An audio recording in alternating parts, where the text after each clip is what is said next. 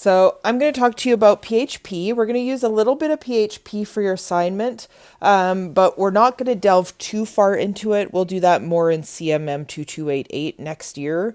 This is more of an introduction, and it also allows us we're going to focus in on one area, which is having people fill out a form online and then be able to send it to your email. So we need to use PHP to do that.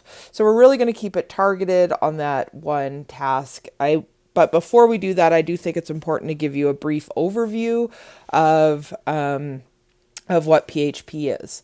So PHP is a server-side scripting language, meaning that it has to be uploaded to Bluehost in order to work.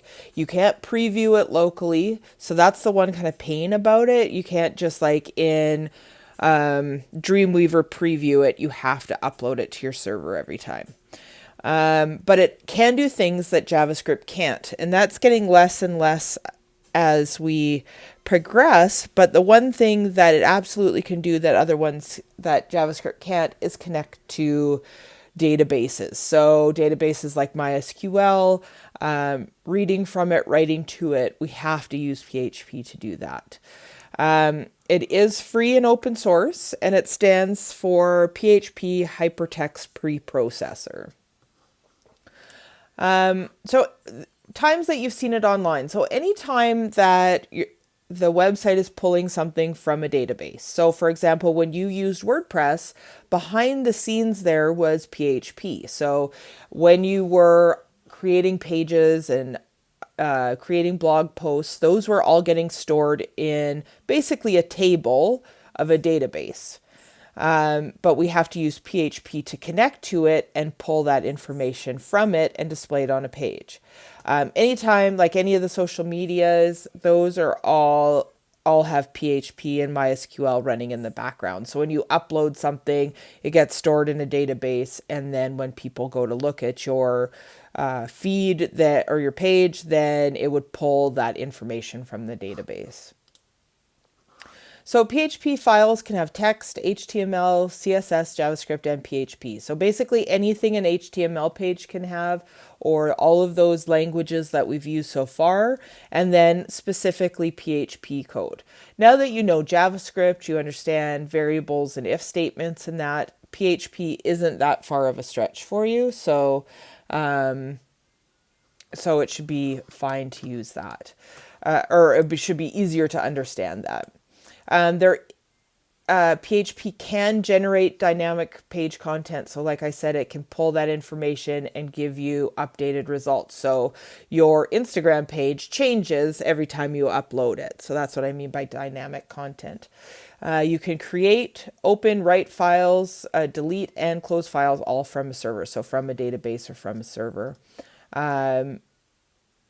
You can collect information from a form. This is the bit that we'll be focusing on. You can send and receive cookies, edit, delete, and modify things from a database, control user access, and encrypt data. So that's all with PHP. Again, we're just going to be focusing on this one area. So like I said, it does have to be either uploaded to a web host, which is what we'll be doing.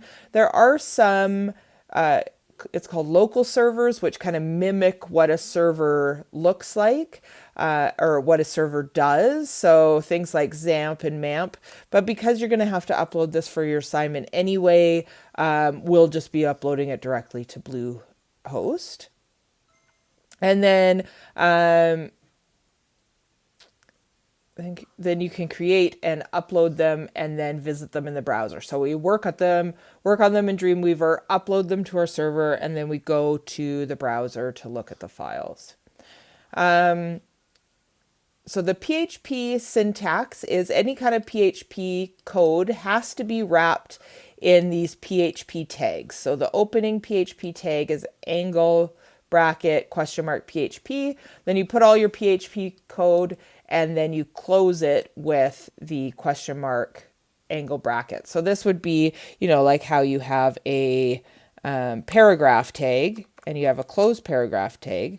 It's a little different in PHP in that it's the question mark PHP, PHP, there's not a close angle bracket there.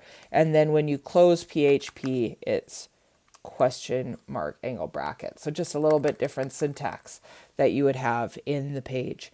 It is case sensitive, and for keywords, classes, and functions,